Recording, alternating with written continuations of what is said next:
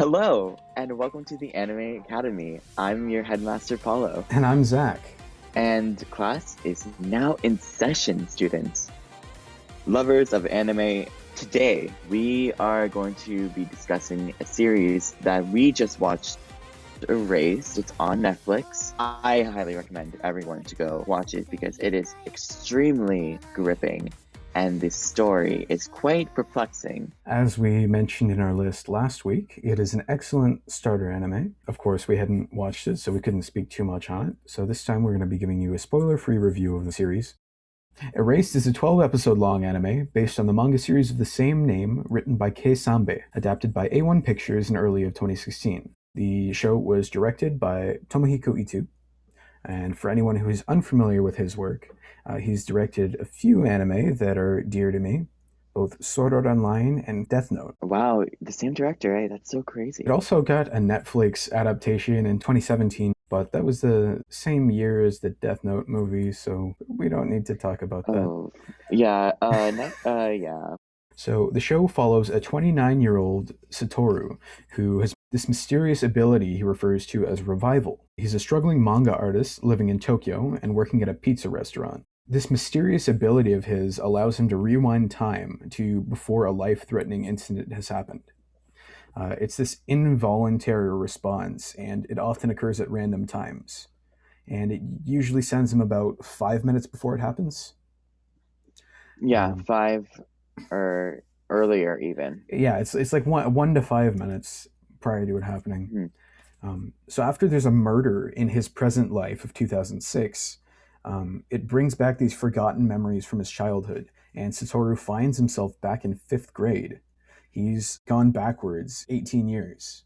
Back in Hokkaido, where he grew up, now in 1988, Satoru is once again a child, and he has to figure out why he's been sent back. Hopefully also preventing a terrible string of murders. So now you've got this dude trying to work through all of the clues of an 18-year-old unsolved mystery. With the knowledge of a 29-year-old stuck in a kid's body. Now, yes, he has forgotten these memories of when he was a kid. So now going back into that environment 18 years ago, it starts to bring up, so like what actually did happen? What was I too young at the time to notice? Mm-hmm. So now as an adult, okay, so this happened and that happened. And they tried to tell us this, but it was actually that. And imagine you were in Satoru's shoes and you went back to see all your friends back in the 5th grade. I would be freaking out internally. I'm like, dude, I'm a kid again.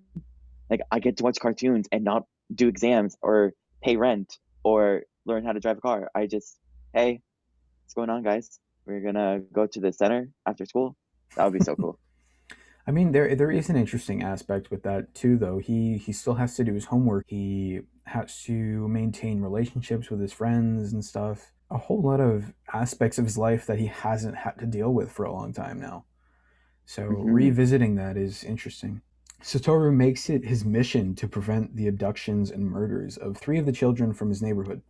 And he starts with a young girl named Kayu Hinazuki. But how does it happen? When does it happen? Where? Satoru still has to find out. So it's a really interesting show, really, really well thought out. I loved it, and I just want to start off by saying, like, wow. I know. Like I've said before in the podcast, I don't like when writers use time travel or time loops or anything with time as an easy cop-out. But this show, it gave a very refreshing perspective and idea to the whole concept. And I really enjoyed how they did it. I think it definitely helps that he's rewinding time rather than traveling through time. Right. You know, there's not 2 Satorus walking around. I love this show. I would show it to my mom. I would show it to my dog. I would show it to the Pope. The Pope. Not the Pope. It is pretty good. And that's what I also like about short animes. They have 12 episodes. Every episode's going to have something different. I think this is one of the best anime I've seen, period. It's very well thought out. It's a gripping psychological thriller.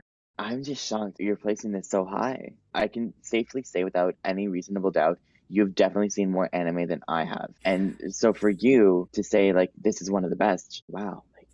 For me, I put this right up there next to Death Note. The ending, the deviation from the manga, I have complaints about it. I'm not trying to Hmm. say it's perfect, but I really thoroughly enjoyed this series. It's not often that you get to watch a series, especially an anime, that takes on topics like abusive parenting, pedophilia, wrongful conviction, and of course, you've also got the whole drugging and murder of children. Yeah, these are topics that are quite heavy as standalone topics as well, but and it is a risk to do them, don't get me wrong. Mhm. They are very heavy topics. However, if you take your time and really think about how you want these topics to be perceived to us as the audience, it can be really well done.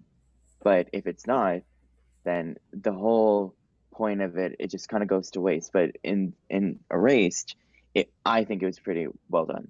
I think the factor that allows it to happen so effectively is it does this all while maintaining this excellent sense of humor. Like it's Hmm. really interesting the comedic aspects that come out of having a 29-year-old in a like 10-year-old body. Yeah, it's also a really cool and interesting contrast and dynamic. The way that they tackled the spark that exists between Satoru and Kaio is really interesting and I think really well done. You know, you've got technically this 29-year-old who is finding himself attracted to Kaio, but also, you know, he's 10 years old again. So it's this really weird dynamic, but they do it in a way that is very self-aware.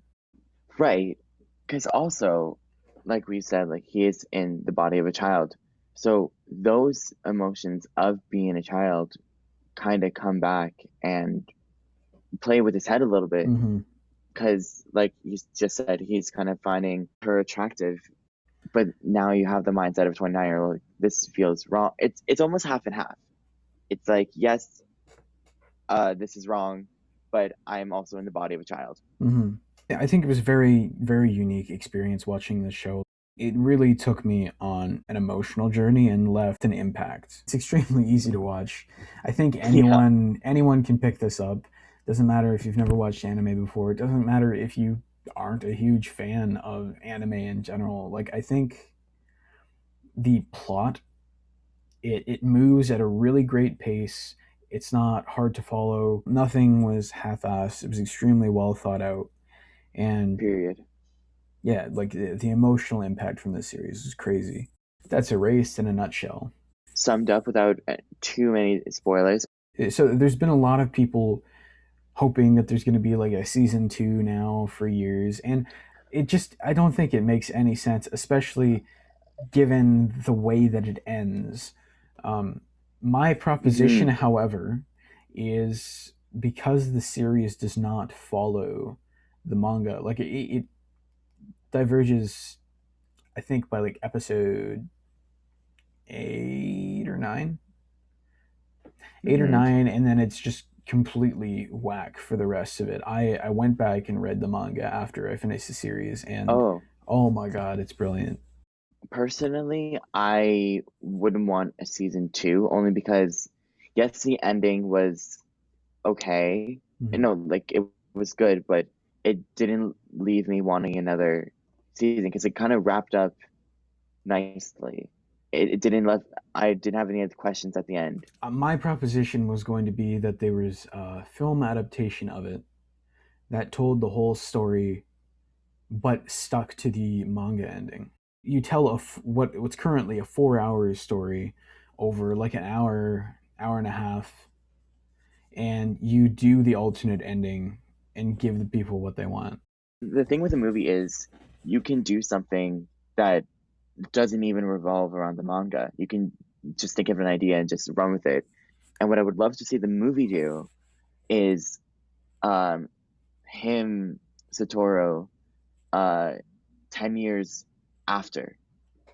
He's married, maybe has kids, and maybe his kids are starting to have revivals. Maybe there was something that I don't know to now not only does Satoru have to go back, maybe his kids also has to go back to a certain point in time Mm. because maybe something I don't know, something along those lines. I would feel that would be a great plot for a movie. I like what you're saying. I think it would be also an interesting story if you introduced an antagonist who had this revival ability. Oh, that'd be cool. I would like to see that dynamic because Satoru was kind of using it for good, but what if someone's using it for evil? That'd be cool. I would watch that. It begs the question, however, um, of how exactly does revival work? So I think from this point on, we might start introducing some spoilers, talking about and discussing, how we think this revival ability works, um, discussing theories about it, discussing the butterfly and what that's The butterfly representative effect. of, its connection to everything, and Yeah. then we're going to move on and talk about our alternate ending, how we might go about it. Yeah. So I've done a little bit of reading, and the short answer is, there is no explanation. We don't know how Hmm. Satoru has acquired this ability. We know that it's involuntary, or at least that's what we've been told. It happens whenever someone's life near him seems threatened. A lot of people have connected the butterflies to spirits. The third time we see revival, it's the one that takes him back to 1988. And of course, Hmm. this one's associated with the death. Um, but we also, this jump is like huge compared to the Yes. other revivals he's gone through. Um, and people are like, I don't know, is this the spirit of Kaio that's brought him back? Oh, But that's 18 years difference. So why after 18 years is he brought back? that's the thing. Because it would have made sense in the supermarket incident when a child was about to get abducted, and Caillou's spirit's like, "Hey, like stop this."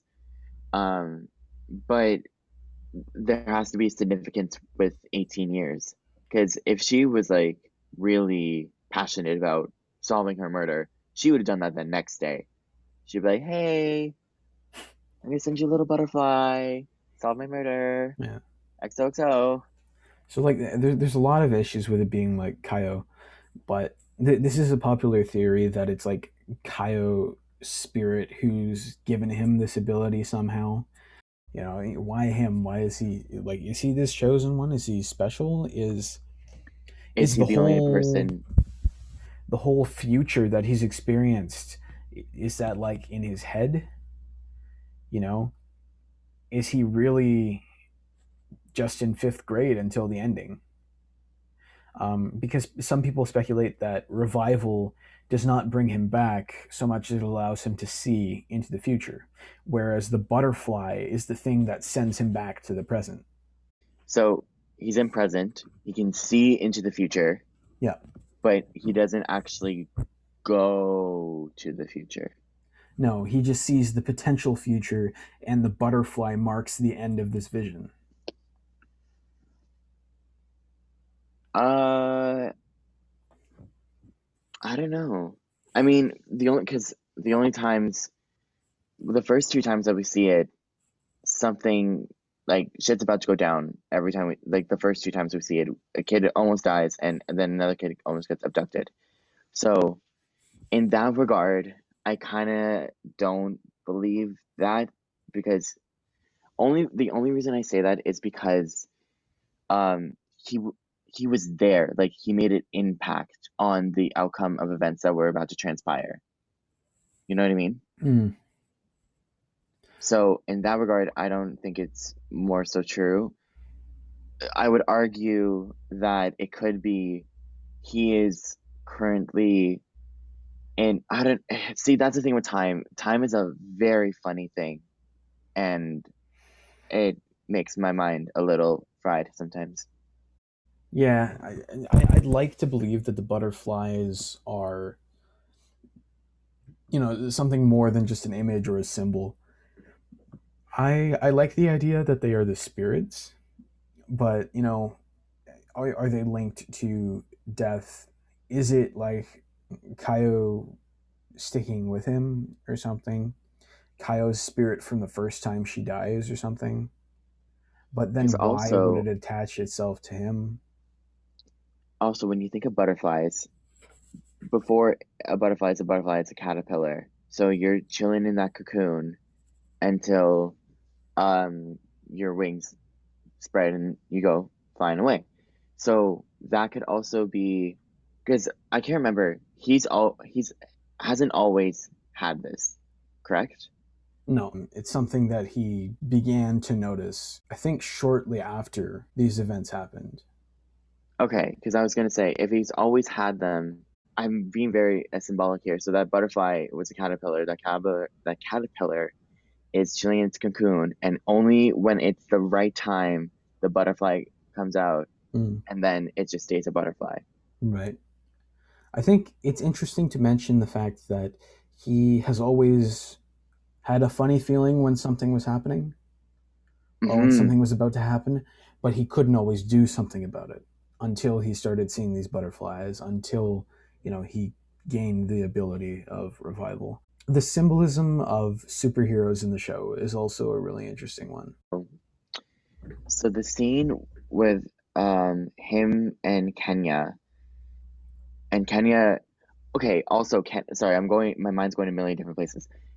Kenya, I thought also had revival because he kind of acted like he knew too much. Mm, I was just waiting for that moment where he was gonna ask Satoru, "Do you see butterflies too?" And then like explosions, fireworks, yeah. everything. I was waiting for that. Doesn't happen, unfortunately. But they also kind of never explained how Kenyon knew kind of what was going on. Hmm. So I maybe he does have revival. Maybe he did know. Yeah, I definitely expected them to reveal that he had revival or some connection to the killer at some point. Yeah, so, I was waiting for something, but And then he just turned out to be a bro. Like, he turned out plot twist. I'm just a bro. Wow. Yeah, man, with the bros, we're gonna hit up the science center after school. We're gonna keep an eye. We're gonna try to solve this murder. It's gonna be great. And then tomorrow we're having pancakes for breakfast. It's gonna be so cool. hey guys, you want to go to the science center and we'll try and gain superpowers after school today? We're all going to try to be superheroes. It's gonna be super, super cool. My mom can drive us. If someone else's mom wants to pick us up, that'd be really cool. That'd be really cool, man. Anyways, but on the topic of superheroes, I did like how they incorporated the superhero theme, Hmm. having that superhero as a example to look up to as young kids. I mean, who didn't look up to a superhero as a kid? I thought Batman was the coolest person ever. I still think Batman is the coolest person ever. And having that beacon of hope that, yeah, times look tough and you're down on your luck. You're trying to solve a murder, at the prime age of 10, but you have the mindset of a 29-year-old. It's very weird, but having that superhero was just a nice way for these kids to be motivated and to do what they had to do to change circumstances of the future. Mm. I think along the same lines of the imagery of superheroes, it's interesting to see how each character needs a hero throughout the story, and that includes Satoru, right? Like for him, Irie 1000%. is his hero, right? The one who teaches him what it means to have someone believe in you. Every single character needs another character in some way, shape, or form. 1000%. Right after the police scene, he teleports back in time, ends up in the museum, and then says, "This is my last revival." Right. What does this mean? Has he is he aware that he's suddenly lost the ability after this, or does he have control over it? Has he decided that this is the last time that he's going to do it because of the pain of going through this? Both are pretty good points. Whenever he went back, it's when his emotions were pretty heightened. It's like something really big happened, so he had to use revival. Now, does that mean he has control over it?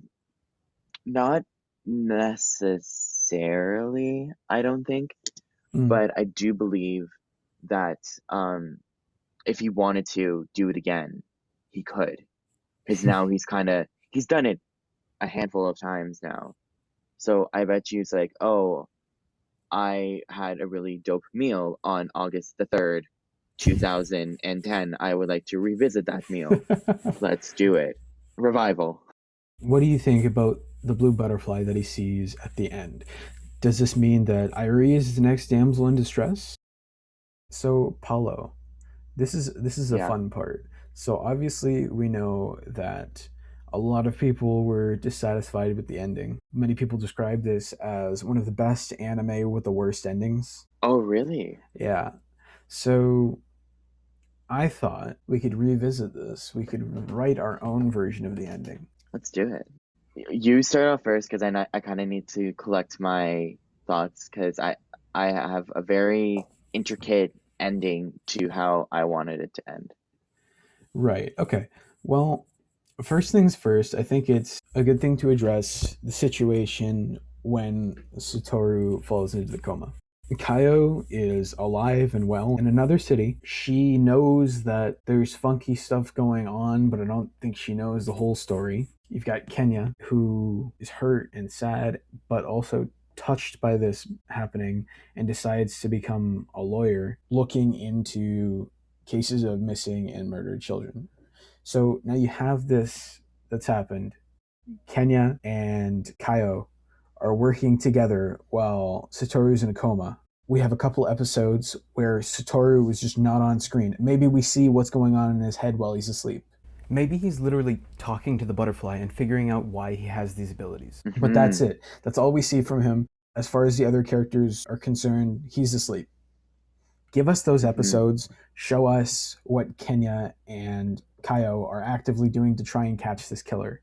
They take over. Oh, okay. They take over the case and they're trying to hunt this killer down. They're trying to figure out who it is. Because as we see, even from the beginning of the anime, this killer is still at large, still doing the same things. Yeah, and not getting caught. Mm-hmm. Now, obviously, the killer stops in the anime after Satoru goes into a coma, but what if he doesn't know that Satoru survived? Maybe Kenya does have the revival ability as well. I bet you he does. They just alluded to it and they didn't want to address it. Want that like I will not accept it. I need it to be true. I think you use the sequence of Kenya and Kaio trying to catch the killer as their bonding experience. This is when they grow close. This is when they fall in love. That's where their story begins. And then maybe you have an ending similar to how it did end in regard to Irie. She's out taking photos. They stumble across each other. Perfect. I think you need a climactic moment where Satoru is fighting with himself, trying to wake up, and you see that inside of his Ooh. head, while at the same time, the killer is like in his room, standing above him, ready to pull the plug. And now all of a sudden, in come Kenya and Kaio, backed by police, and that's how they catch the killer. Snaps all around, ladies and gentlemen. Wow. That would be super dope. That would be cool. Mine's a little more chaotic. So, in the scene where the killer abducts Satoru and they're going off into the thing, and Satoru's like, I know your future. He still goes down into the water, but he doesn't die. He escapes. So he gets out of the car somehow, some way. Maybe the revival butterfly just eats the seatbelt so he can live. I don't know, something like that. Fakes his death, and then for the next however many years, he's teaming up with Kenya and Kaio to get the killer, Mm. to have the killer expose himself. So no coma, but there is a time. So when we get to maybe like the second to last episode, the killer is about to abduct just random child, and then Satoru catches him, and it's like, I'm not dead, like I was alive all this time. His mom's there, all his friends are there, they're kind of surrounding this killer, and then at the end of it, the revival butterfly just sits on the killer's like shoulder or whatever, and then the killer just ends himself because he knows that he can't escape, and he knows that even if he tried something, Satoru could go back and change it. Mm. And then the last scene is the butterfly flying away, and Satoru is with everybody, and they all live happily ever after. Literally, You know what? if Satoru was killed by the killer instead of put into a coma, that would have been a better ending. Right? There's so many things that could have been done to the ending that would have been cool, like my ending, for example. But it just they didn't do it. They were just like, oh yeah, he's awake. Great. I was upset that Satoru never suspected his teacher at all. I mean, I didn't see it until like a couple episodes in. I'm like, oh okay, I kind of figured it out. But as you got to remember, he is at that time a kid, so of course he's not gonna expect his teacher to be, this crazy ass person killing kids and abducting them. Mm. But then you also have him with the mindset of a 29-year-old. So it's weird that he wouldn't think the first person to think about, okay, what if it's the teacher? But like, also, he's always there whenever stuff goes down. My theory was he was like a private investigator. So that's why he was always there. You would never suspect the person that you look up to, almost a parental figure. Watching it and hearing Kaio talk about what the town is going to be like without her, I was like, oh, that's cute, erased the town without me. And then the ending hits you with the actual meaning of that. Yeah. It's the town without Satoru because he's in a freaking coma. Oh man, it's such a complex show when you Mm. really split it by its very thin hairs. Well, that was Erased. Yeah. I still think it's a great series, up until the end, which they still should have used my ending, but it's okay. I understand, I didn't know about it back in the day, and so I understand, I get it, but I would like compensation for something that I didn't do. Um, but I still enjoyed the series. I give it a 9 out of 10. It's excellent. I also I'd put it up there, 9 out of 10. Well, this has been another great episode on the Anime Academy podcast. Yes. If you like what you're hearing, don't be afraid to, give us a like, maybe leave a comment, share with your friends, your fellow lovers of all things anime. Because, we just like to talk about anime, and if you're also interested in it, that's great too. Because we all are just here for anime. Yeah, just share with a friend, because that's pretty cool, if you ask me. Next time, we will be talking about another great and really cool series called Parasyte, also on Netflix, which, if you want to do some homework, go and watch it before next week's episode, because that's what we're going to be talking about, and it's a really cool and interesting series. Really fun. That was our episode. Thank you guys for listening. As always, you can follow us on Instagram at Anime Academy Podcast. I am your headmaster, Paolo. And I'm Zakk. Class is dismissed. Thank you for listening. Take care, everybody.